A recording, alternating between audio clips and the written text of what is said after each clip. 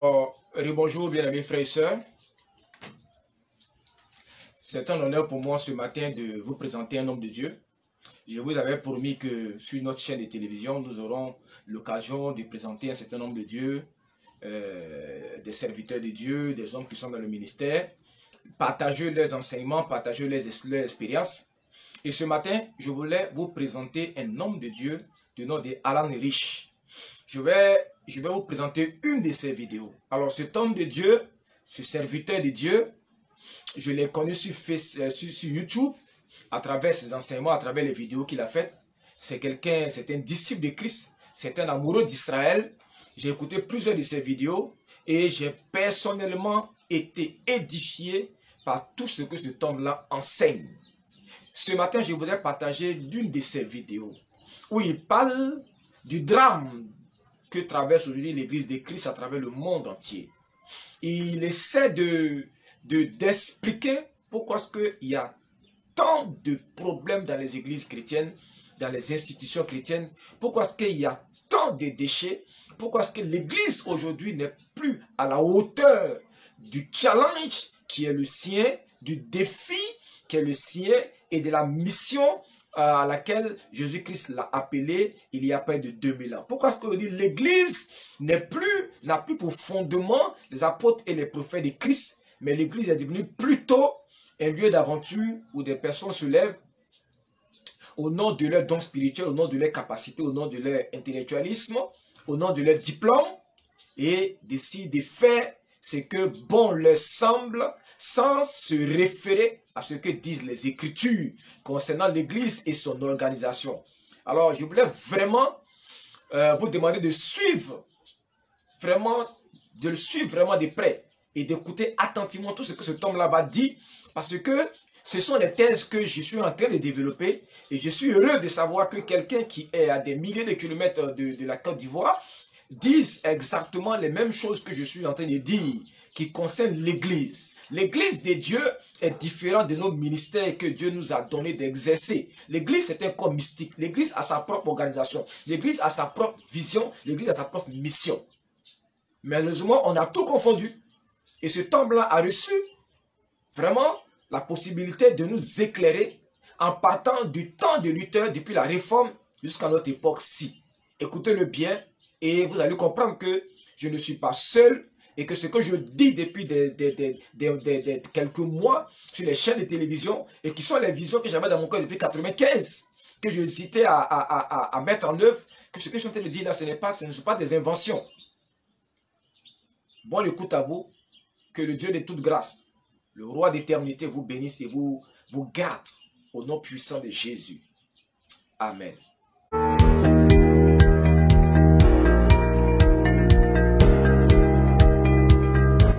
Shalom, bonjour, je suis serviteur de Dieu Alan Rich. Aujourd'hui, je vais vous parler, vous dire quel est ou y a-t-il un problème dans le milieu protestanto-évangélique.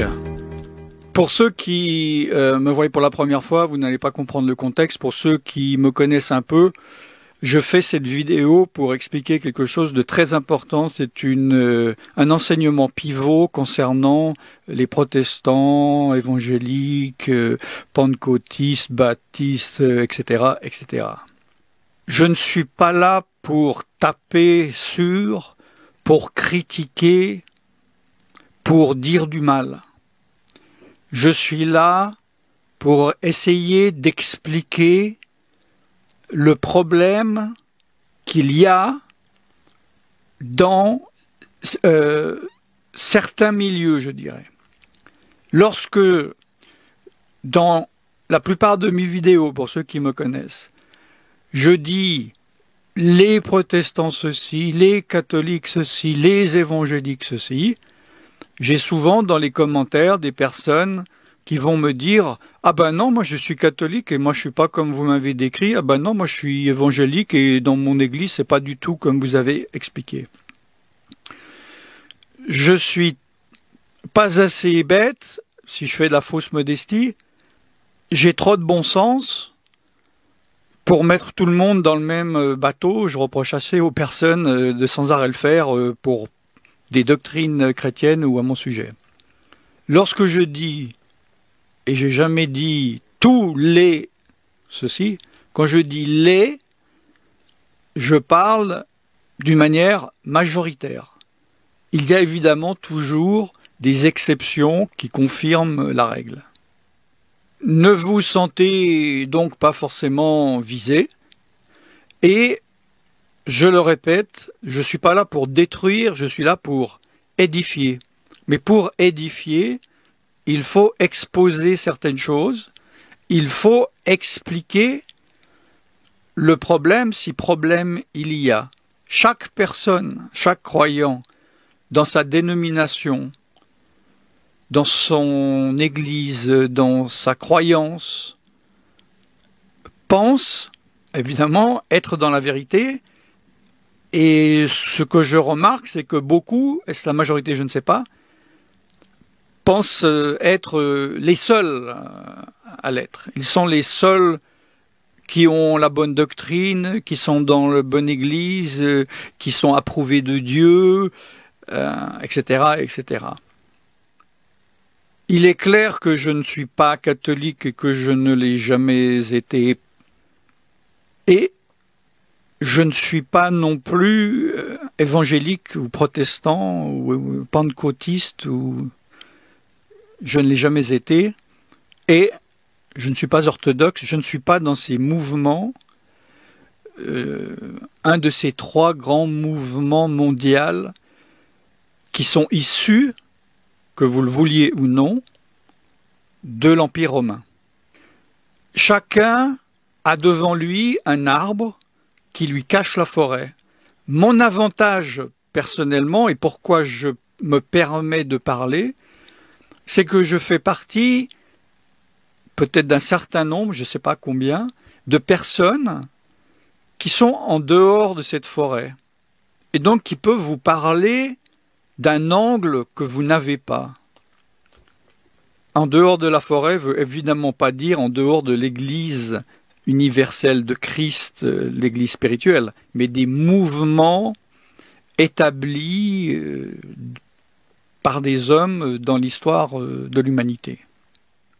Je n'ai donc pas de rancune, de haine envers ce mouvement. Je suis déçu par contre, oui, par ce qu'il aurait pu et peut-être ce qu'il aurait dû être, pas devenir. Pourquoi je dis souvent que tous les protestants, tous de n'importe quelle dénomination, des centaines de dénominations, sont issus du catholicisme. Cela est un fait. Les protestants sont des catholiques qui ont protesté, qui ont réformé l'Église catholique.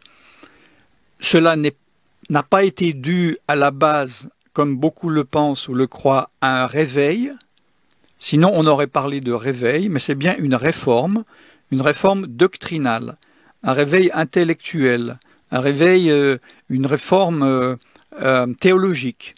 Parce que des curés, des prêtres, lors de grâce à la création de l'imprimerie industrielle, ont pu lire enfin la Bible, qui était cachée, et ont vu les grandes différences qui avaient été instaurées au cours des siècles. Et ils ont dit, c'est scandaleux, nous voulons revenir à la Bible.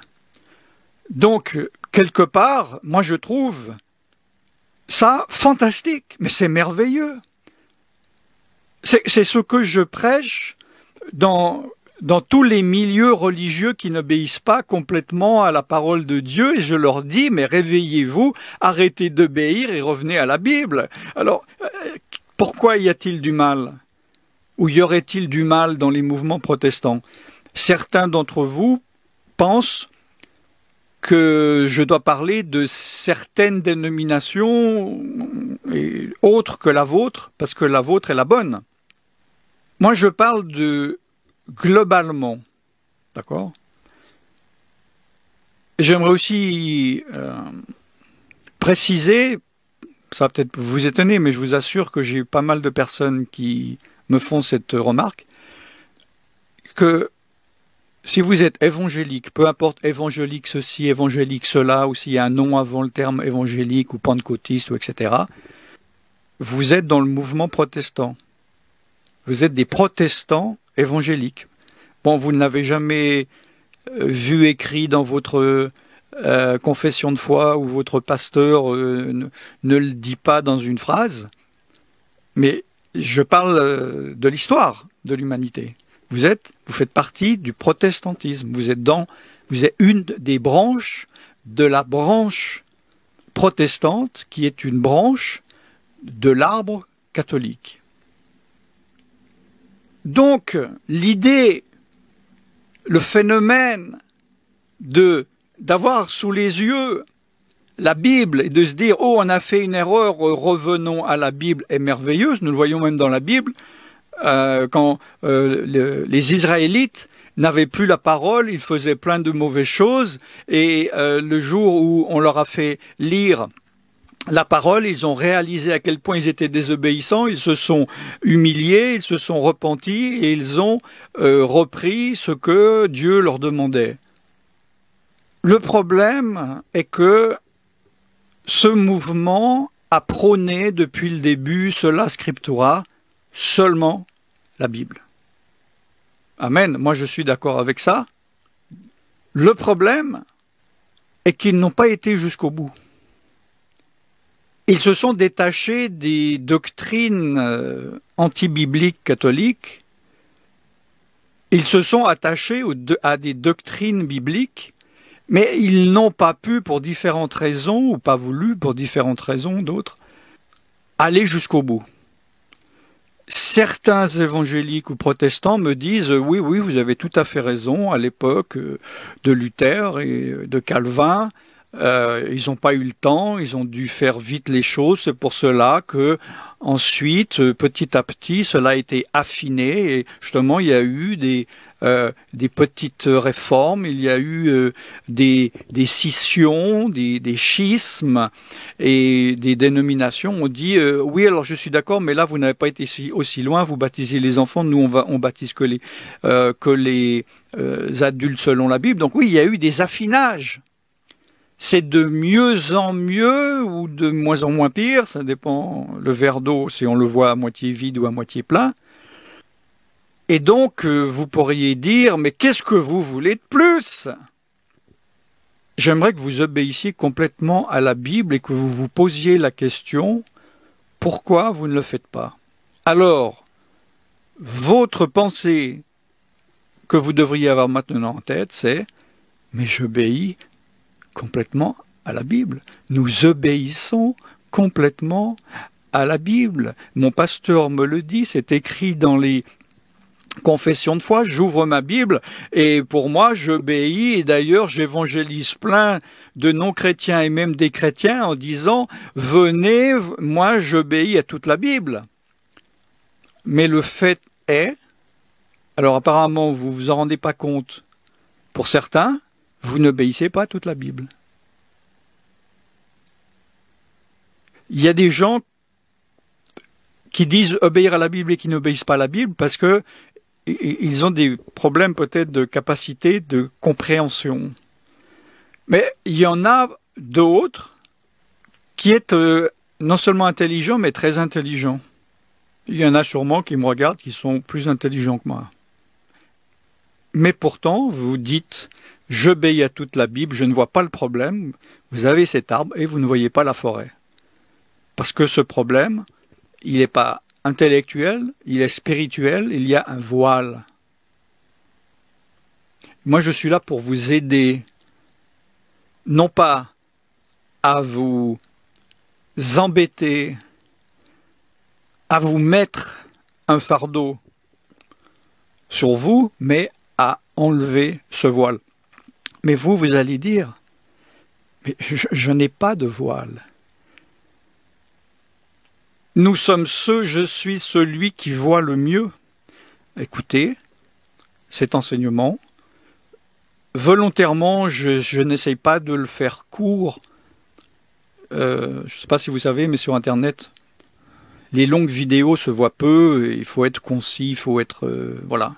C'est du fast food spirituel, vite mangé, vite éliminé, sans grande vitamine. Mais là, c'est quand même un sujet intéressant, je dois prendre le temps de vous expliquer.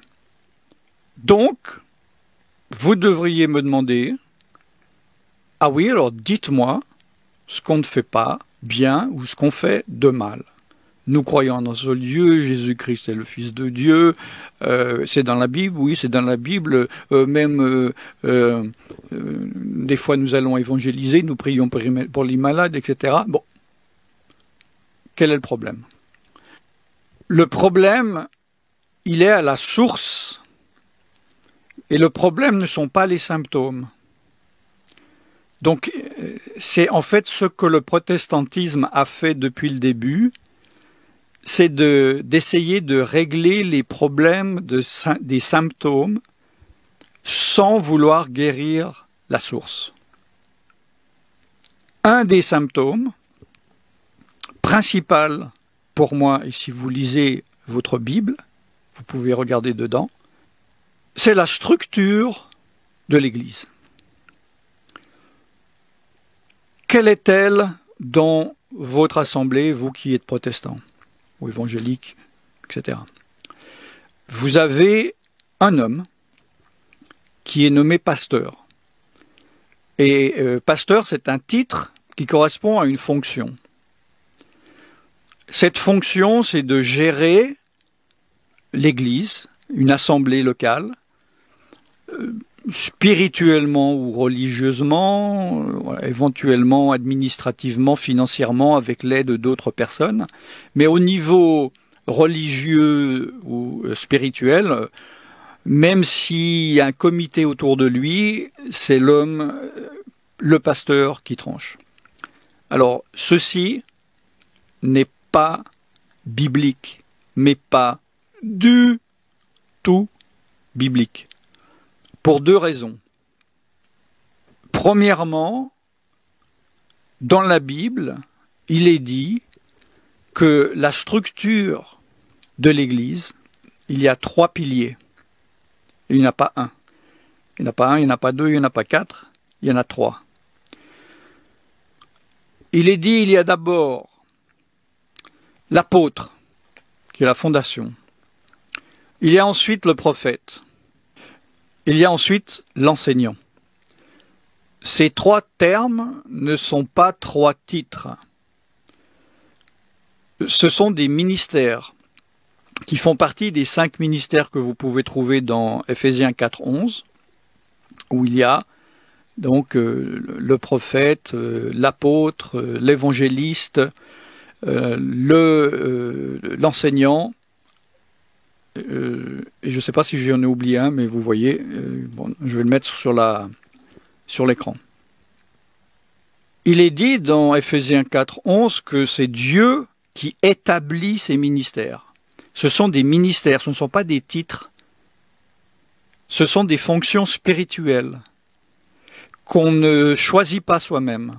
Vous savez, c'est comme les dons spirituels où il est dit j'aimerais que tout le monde prophétise, mais tout le monde parle en langue, mais tout le monde n'a pas espéré le don de prophétie. Voilà, on aimerait être ceci, mais c'est Dieu qui choisit le ministère parce que c'est en fonction de la personnalité, du caractère, mais surtout de la volonté de Dieu et l'onction qu'il va donner pour aller avec. Si je choisis d'être prophète alors que je ne suis pas prophète, je ne serai pas un prophète de Dieu. Alors, premier problème, c'est que la structure selon Dieu, selon la parole de Dieu, c'est vous qui dites que vous obéissez qu'à la parole. Il n'y a pas un seul homme, et le ministère de pasteur n'est même pas inclus dans les 3 piliers. Donc il y a les 3 piliers dans la structure ecclésiastique. Apôtre d'abord, premier, dans un ordre chronologique important, je ne vais pas parler maintenant. Apôtre, prophète, enseignant. Les 2 autres, pasteur et évangéliste, Et ils ne sont même pas dans ces 3 piliers. Quand je dis évangéliste, ce ne sont pas des gens qui sont dans le système évangélique. Ça, c'est une erreur des médias francophones qui mélangent, qui ont pris de l'anglais évangéliste. Et après, il y a un quiproquo entre le ministère d'un homme qui est ou d'une femme qui est évangéliste et des gens qui sont dans le mouvement évangélique. D'où aussi le quiproquo me concernant, où pendant plusieurs années, je me suis présenté en tant qu'évangéliste et la majorité des gens m'ont pris pour un évangélique. Deuxième problème majeur par rapport à la structure de l'Église, c'est d'avoir choisi lui-même, qui est Calvin, qui a créé ce système, qui a inventé ce système, d'avoir établi un seul homme et de ne pas avoir établi même un ministère, mais d'avoir établi un titre. Alors pour faire plus biblique, il a été dans la Bible. Ah tiens, il a lu Éphésiens 4.11, oui je sais, j'étais à côté de lui. Et il se dit, dis donc pasteur, c'est celui qui guide les âmes, il s'occupe du troupeau, allons-y, stempel, il sera nommé pasteur. Au début, ce système a été créé pour soutenir un système ecclésiastique viable, et il voulait absolument se détacher du système catholique où il y a le pape tout en haut, les évêques.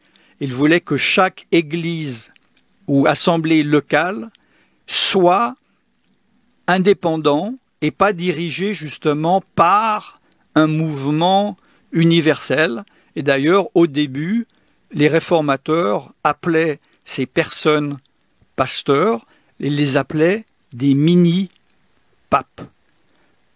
Pourquoi ? Parce qu'en fait, c'est ce qu'ils sont dans leur fonction.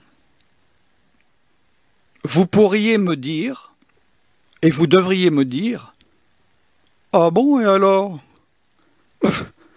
quel est le problème? C'est pas grave. Qu'on nomme pasteur au lieu d'apôtre, ce sont que des noms. Et pourquoi c'est si important ces choses?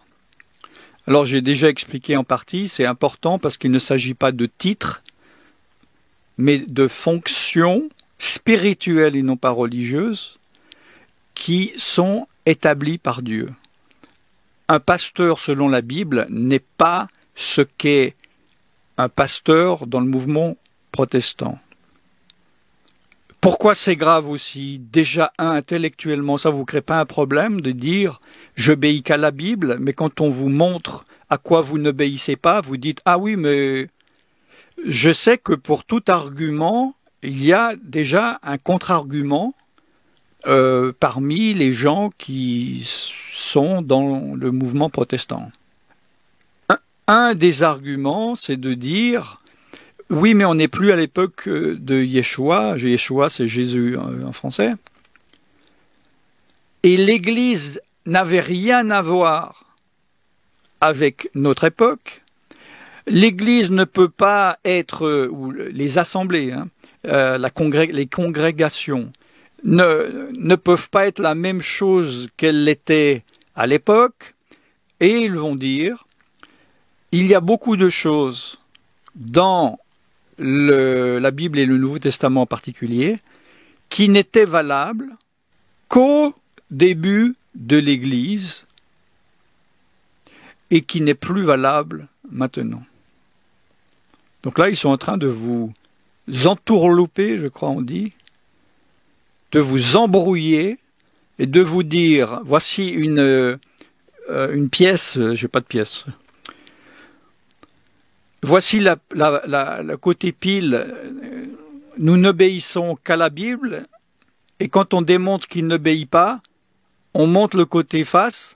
Oui, mais ça, ces choses-là que vous venez de parler, ça, c'est plus la parole de Dieu, ou elle a changé, ou blablabla. Donc, soyez sincères envers vous-même et arrêtez de dire « je n'obéis qu'à la parole de Dieu » à partir du moment où intellectuellement, au moins, vous savez que vous ne le faites pas. Soyez juste et sincère avec vous-même et avec les autres. Dites, et ça c'est vrai, nous obéissons mieux à la parole de Dieu que les catholiques, ma dénomination obéit mieux que la domination qui était avant la mienne, etc. Oui, mais sola scriptura, nous n'obéissons qu'à la parole, il n'y a rien que nous désobéissons. Non. Pourquoi cela est important? Vous allez me dire c'est un détail, mais mes frères et sœurs, l'assemblée, la congrégation, l'église locale, peu importe votre niveau de connaissance et comment vous l'appelez, c'est la base de l'édification du corps de Christ. C'est là où Dieu veut et peut faire des choses qu'il ne peut pas faire ailleurs. Parce que la Bible dit, Yeshua a dit, là où 2 ou 3 sont rassemblés en mon nom, je suis au milieu de vous. Dans le psaume aussi 33, il est dit qu'il est bon pour des frères de vivre ensemble, c'est là où l'onction de Dieu est répandue. Il y a des choses qui ne peuvent se passer que lorsque l'on se rassemble dans le nom de Yeshua pour recevoir ou donner quelque chose à Dieu. Donner quoi? La gloire et recevoir la volonté de Dieu. Et si, dans la fondation même, elle n'est pas respectée, tout l'édifice est même pas branlant. L'édifice n'est pas un vrai édifice. On ne peut pas construire un immeuble de 50 étages sur des fondations qui ont été prévues pour construire une cabane en bois. C'est pour cela qu'il y a des dysfonctionnements. Et il y a d'autres arguments pour expliquer pourquoi, en fait, ils désobéissent à Dieu, mais en disant non, non, nous n'y désobéissons pas. C'est de dire, ah oui, mais attendez, apôtres, prophètes, enseignants, ces ministères-là aussi avaient été donnés au début de l'Église, mais maintenant qu'il y a des églises dans tous les villages du monde, on n'en a plus besoin. Qui a décidé ça? Les théologiens? Qui a décidé ça? Quand est-ce que Dieu a annoncé cela? Par quelle bouche? La bouche du diable. Certains d'entre vous pensent maintenant à dire, oui, mais il dit, c'est pour ça que telle dénomination ne prie plus pour les malades. Mais nous, on prie pour les malades. Évidemment, comme j'ai dit, il y a des spécificités. Je sais que certains d'entre vous, dans votre assemblée, vous prêchez l'évangile ou vous priez pour les malades, etc. Il y a des spécificités, mais structurellement, il y a désobéissance. Il y a non-obéissance au fondement que Dieu a établi. Vous pourriez me dire aussi, oui, mais dans le fond, la chose la plus importante, c'est que nous croyons en Yeshua, Jésus en français, et que c'est lui la pierre angulaire de fondation. Peu importe comment on construit dessus. Mais si Dieu vous a dit, pas peu importe, vous ne pouvez pas construire n'importe comment, voici comment il faut construire, comment pouvez-vous dire, oui, mais ça c'est le passé? Ça s'appelle théologiquement des passéistes. Des personnes, une théologie qui dit qu'ils croient que plein de choses, et même certains croient majoritairement, écrites dans le Nouveau Testament n'étaient valables que pour les assemblées ou les églises du ou des premiers siècles, et que maintenant elle est nulle et non avenue. Vous pouvez me dire, et vous avez raison de me dire, oui, mais moi, dans mon assemblée, Dieu est là quand même. Parce que on ressent sa présence. Et il y a même des guérisons. Et le pasteur est merveilleux, c'est une bonne personne, elle est tellement douce, etc., etc. L'un n'empêche pas l'autre, la preuve. Ce n'est pas parce qu'il y a la présence de Dieu, écoutez-moi, et qu'il y a des miracles, que Dieu approuve le lieu ou la personne. Vous allez me dire, c'est scandaleux. Qu'a dit Yeshua? Il va y avoir des personnes qui vont dire, Seigneur, nous sommes des prophètes, ou bien nous avons prophétisé. Nous avons obéi à ta parole et nous avons chassé des démons. Et Yeshua a dit, je ne vous connais pas, loin de moi. Yeshua n'a pas dit, non, vous n'avez pas prophétisé, non, vous n'avez pas chassé des démons. Dieu doit honorer sa parole. Si je vis dans le péché, et que je vais parler à quelqu'un de Yeshua, est-ce qu'à cause de mon péché, il ne va pas se convertir? Donc il y a un fruit qui passe au travers de moi, même si je vis dans le péché. Je vais être condamné, je suis déjà condamné pour ce péché, à moins que je me repente. C'est pour cela que des chrétiens me disent, mais il y a une chose que je ne comprends pas, pourquoi moi, mon pasteur, je sais qu'il ment, ou qu'il vole dans la caisse, ou qu'il commet l'adultère, mais il prêche bien la parole de Dieu, puis quand il prie pour des malades, ils sont guéris. Ce n'est pas une preuve que nous sommes dans l'obéissance avec Dieu. Je vous parle de différents... je vous donne des contre-arguments par rapport à des arguments que beaucoup de personnes ont. Je ne peux évidemment pas tous les énumérer. Il y a aussi un problème spirituel que beaucoup ne voient pas et ne comprennent pas. J'en ai plusieurs fois parlé au gré, au milieu d'autres enseignements. C'est le côté spirituel. Et ça, il y a tellement de protestants évangélicaux, etc., qui n'arrivent pas à accepter ça. Vous êtes liés spirituellement à l'Église catholique, parce que vous en êtes issus et que vous n'êtes que le fruit d'une réforme, d'un système. Je parle spirituellement. Vous allez me dire, non, nous en sommes détachés, ça fait 500 ans. Depuis 500 ans, il y a eu, depuis la réforme, des mini-réformes, des réveils, des choses, nous étayons, nous enlevons, nous nous purifions de plus en plus. Oui, mais la source est là. Vous réglez de plus en plus le symptôme, comme je l'ai dit, mais le problème, elle est la source.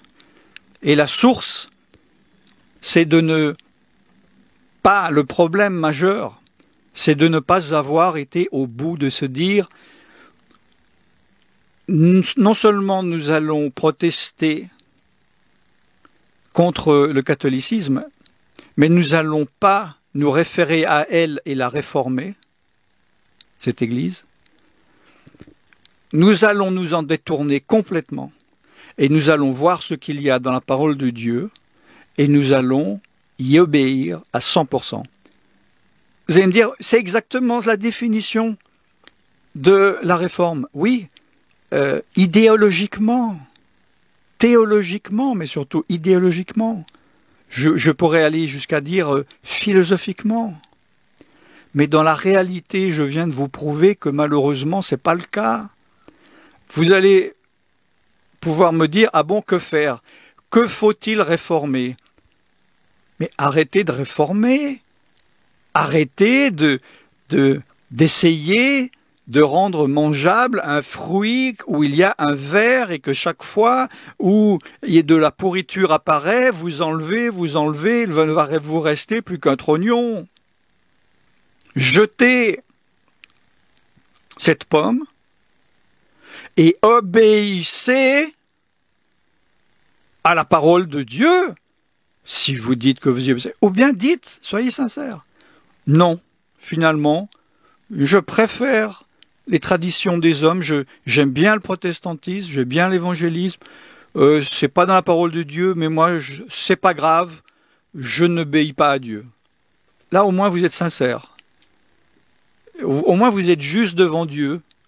Vous allez arriver devant le jugement de Dieu et dire, Seigneur, bon, voilà, au moins, je suis sincère. Parce que combien de personnes vont se retrouver devant le jugement de Dieu, le jour du jugement, et dire quelque chose avec leurs paroles, ils vont vouloir se justifier du pourquoi ils n'ont pas obéi. Le problème, c'est que la bouche sera fermée. Nous serons jugés sur nos œuvres. Je ne parle pas du salut. Hein. Et non pas, vous ne serez pas justifiés par vos justifications. Il sera trop tard. Vous pouvez maintenant vous justifier par vos justifications à votre propre conscience en vous mentant à vous-même par de faux raisonnements, éventuellement envers les autres, mais pas envers Dieu. Dieu connaît votre cœur. Ce qu'il recherche, c'est que peu importe le péché que vous avez, que nous avons, quand je prêche, je suis inclus dedans, ce n'est pas que nous l'enrobions, que nous le relativisions, que nous disons « oui, mais j'ai une bonne excuse, c'est pas de ma faute, regarde tout mon parcours qui fait que je ne suis pas coupable ».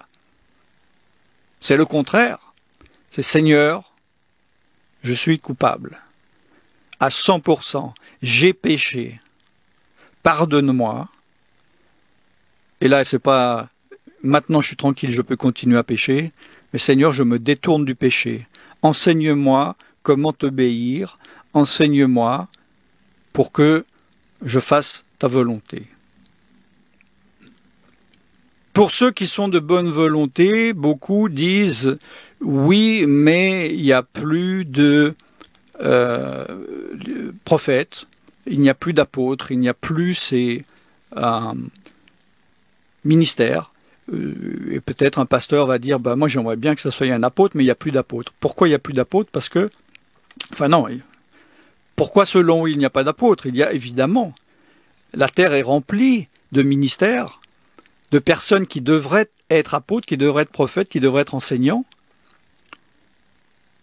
mais qui ne le sont pas parce que le diable a fermé les portes, a fermé les opportunités de pouvoir le devenir, surtout qu'en général, dans ces milieux, le pasteur dit « il n'y en a qu'un qui est serviteur de Dieu, c'est moi, vous n'êtes que des brebis, écoutez-moi et taisez-vous, et si quelqu'un, vous pensez, il a besoin d'écouter l'évangile, envoyez-le moi, si quelqu'un est malade, c'est moi qui vais prier, vous n'êtes que une masse informe de brebis, endormies, sous sédatifs. » Ça encore, c'est complètement anti-biblique, parce que Yeshua a dit « Celui qui croira en moi imposera les mains aux malades, ils seront guéris, chasseront les démons, et j'en passe. » Yeshua dit à ses disciples « Allez par toute la terre, quoi, appointer des pasteurs dans des assemblées locales afin qu'un troupeau ne fasse rien, non, et faites des disciples de toutes les nations. Chaque croyant, écoutez, chaque croyant doit être un disciple. Un croyant qui dit « je ne suis pas un disciple, je suis juste un croyant », c'est pas un croyant. Il croit être croyant. Ce n'est pas un croyant. Croire n'est pas une idée abstraite comme je crois que après 1, 2, 3, il y a 4. Je crois que le noir est plus foncé que le blanc. Je parle de la couleur, hein, pour ceux qui ne comprennent pas. Je crois qu'après la pluie vient le beau temps. Oui, je crois que Jésus est le Fils de Dieu, qu'il est mort sur la croix. Oui. Non. Croire, en grec, c'est faire confiance, c'est adhérer, c'est marcher avec. C'est pas un verbe passif. Bon, ça n'existe pas en français, à moins que vous parliez une langue où ça existe, il y a des verbes actifs et passifs. Et croire n'est pas un verbe passif. Si vous croyez passivement, vous ne croyez pas. Il y a donc spirituellement, dans beaucoup d'assemblées évangéliques et sur le mouvement évangélique mondial, protestant, hein, une chape spirituelle. Une chape religieuse. Une chape issue de l'Église catholique. Vous ne vous en rendez peut-être pas compte. Je suis persuadé pour certains d'entre vous. Je veux vous donner une partie en 2 minutes de mon témoignage par rapport à ça pour vous faire comprendre. Je n'étais pas chrétien, je ne connaissais rien, j'étais rempli de démons, et j'ai entendu l'évangile par des gens qui avaient loué une salle, il n'y avait pas de chaise, on s'asseyait par terre, des jeunes qui jouaient de la musique, voilà, dans les années 70-70. Et j'ai été sauvé par le Saint-Esprit, Dieu m'a attiré là-dedans. Je n'avais jamais entendu le mot évangélique. Bon, protestant, j'avais entendu, mais je savais pas ce que c'est. J'ai cru que c'était une chose qui s'était passée au Moyen-Âge et qui n'existait plus, parce que je n'en avais jamais vu ou entendu parler. Et je me suis converti à Yeshua. Et ce que je me suis rendu compte beaucoup plus tard, en fait, c'est que ce mouvement, en fait, était un mouvement qui était issu de personnes de toutes dénominations. Il y avait des catholiques, des protestants, des évangéliques de toutes dénominations, qui en avaient marre, justement, de la désobéissance de leurs autorités, et ils ont pris la décision de prendre les choses en main et d'évangéliser selon qu'il est parlé dans la parole de Dieu. Ils ont préféré obéir à Dieu plutôt qu'aux hommes. Et j'ai été sauvé de cette manière, et je vous parle maintenant. Si cela ne serait pas passé, la date de ma mort était en mars 1978-78. Le Saint-Esprit m'avait montré. Si ça vous intéresse, mon témoignage, allez sur centre-partage.com à la page Mon témoignage. Dans ce mouvement, où il y avait la liberté de l'esprit, où il y avait la puissance du Saint-Esprit, vu qu'il n'était pas empêché par la désobéissance de leurs dirigeants, je comprends que vous avez un lien affectif avec un système religieux, que vous dites, moi je ressens la présence de Dieu, nous sommes dans la joie, nous chantons, nous dansons. Ça c'est une chose, mais pourquoi ne pas obéir complètement? Les réformes, les bidouillages, ça suffit. Ça fait 500 ans que ça dure. Le problème, c'est dans la structure. Obéissez à l'Éternel. Répondez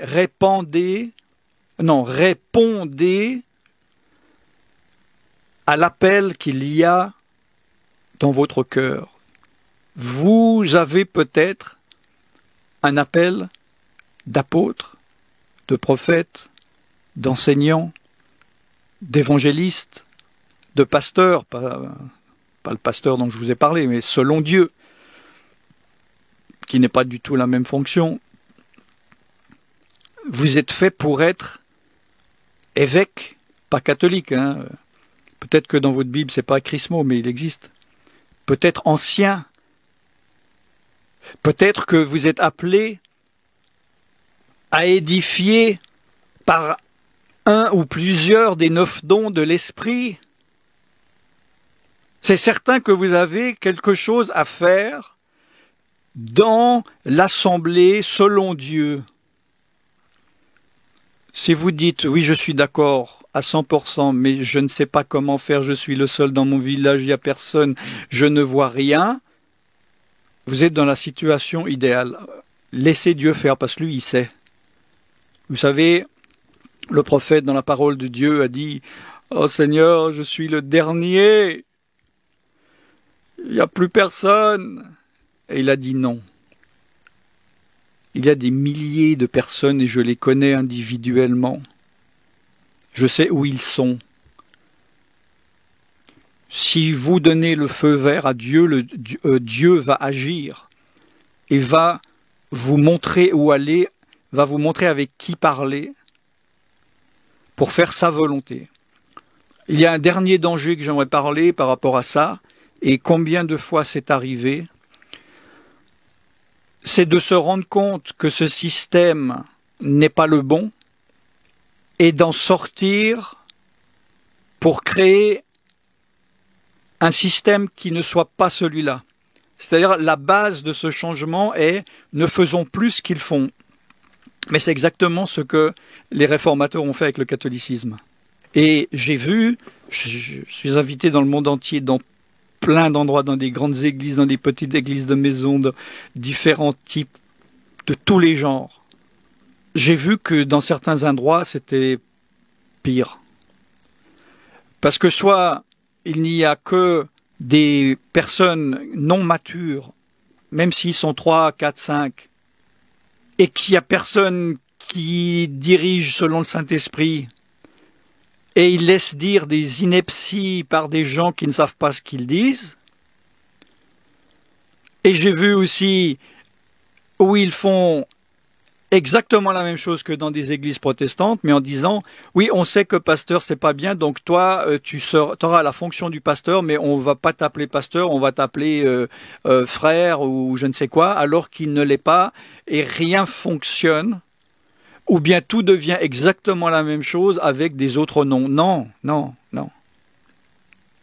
Ne changez, n'essayez plus de rendre un habit sale propre ou de réparer un habit abîmé. On jette et on prend le bon vêtement. Le vêtement selon Dieu. Je n'ai pas pu tout dire, je n'ai pas tout dit, j'ai oublié des choses, j'ai passé, alors que je parlais, il y a des points où je me suis dit, il faut que je développe, mais ça, chaque fois, ça aurait pris 10 minutes de plus. Vous pouvez voir les enseignements complets sur tvjesuschrist.com et les enseignements sur la racine juive du christianisme ou de votre foi sur tvyeshua.com. Je vais faire une prière. Seigneur, je te remets ces personnes qui me regardent maintenant, tu les connais. Que ton Saint-Esprit, Seigneur, les convainque de péché, de justice et de jugement, qui tu as dit que ton Esprit guide dans toute la vérité, montre ce que chacun doit faire, quel est son appel, avec qui il doit se lier, avec qui il doit se délier, mais selon ta volonté, qu'il ne fasse rien par initiative personnelle, par sagesse humaine, mais guidé et dirigé par ton Esprit, qu'il recherche ta volonté et qu'il obéisse aux directives de ton Saint-Esprit, pas à pas. Dans le nom tout-puissant de Yeshua, nous prions. Amen. Soyez bénis dans le nom tout-puissant de Yeshua Mashiach, c'est en français Jésus-Christ. Shalom.